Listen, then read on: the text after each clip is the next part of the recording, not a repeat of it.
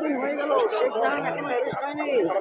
এদিকে পার্থভূমিক বলছে যে ইডি কেস করেছে শেখ জাহান, তাই আমরা অ্যারেস্ট করতে পারছি না, পুলিশ অ্যারেস্ট করতে পারছে না, 10 দিন সময় লাগবে পুলিশ হাতে।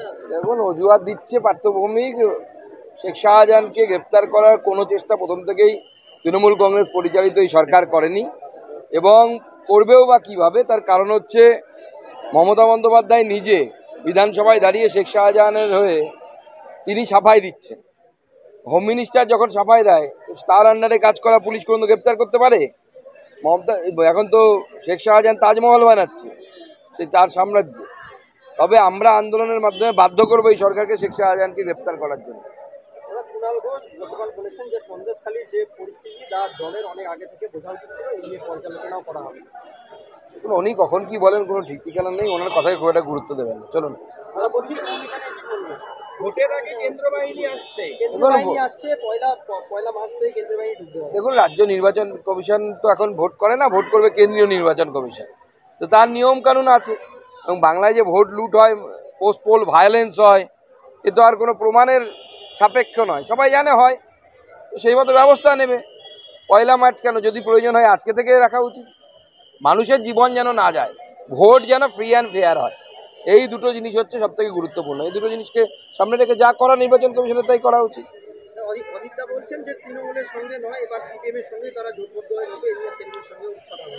দেখুন, কংগ্রেসের অবস্থা হচ্ছে এখন এমন, বিশেষত ন্যাশনাল লেভেলে ডুবন্ত মানুষ যেমন খড়কুটো ধরে বাঁচার জন্য চেষ্টা করে, সেরকম কংগ্রেসও কখনো তৃণমূল কংগ্রেস, কখনো সিপিএম, এদের দুদিকেই যাচ্ছে। সাপের গালেও চুমু খাচ্ছে, ব্যাঙের গালেও চুমু খাচ্ছে। আলটিমেটলি চুমুটা কার গালে খাবে সেটা হচ্ছে বিষয়।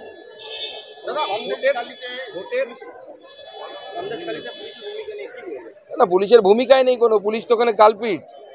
এই পুলিশই তো বাইকে করে তৃণমূল নেতাদের সাথে যেত মহিলা দেখার জন্য, রেইকি করার জন্য, যে কোন মহিলা সুন্দরী তাকে পরবর্তী সময়ে রাত্রিবেলা তুলে আনা হবে তৃণমূল নেতাদের কাছে।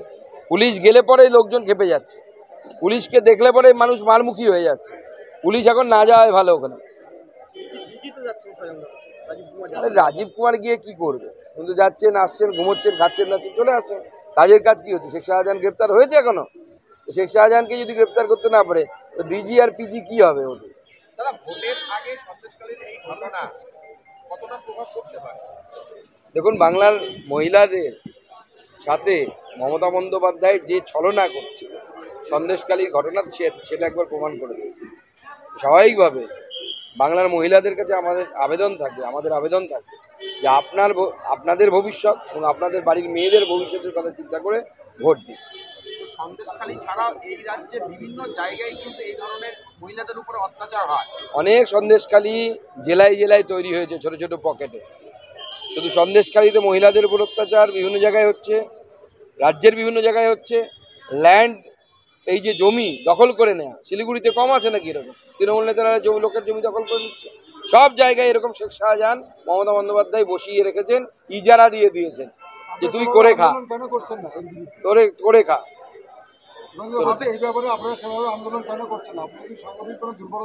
সন্দেশখালীতে আপনি আন্দোলন করতে গেছিলেন,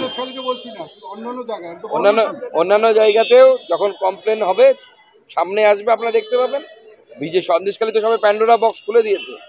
জমির বিষয় নিয়ে যে দখলের যে বিষয়গুলো রয়েছে, বিএলআর অফিসে একাধিকবার, শিলিগুড়ির একাধিক জায়গায় অভিযোগ করার পরে বিএলআর অফিস থেকে কোনো রকম তদন্ত হচ্ছে না। তারা ডিএম পর্যন্ত এই বিষয়ে জানে, তারপরেও কোনো তদন্ত হচ্ছে না। না, বিএলআর ও ডিএম এর তো পয়সা পায়, কোথা থেকে তদন্ত করবে? আমাদের সরকার এলে এদের বিরুদ্ধে ব্যবস্থা হবে। ডিএম বিএলআর ওকে জেলে পাঠাবো।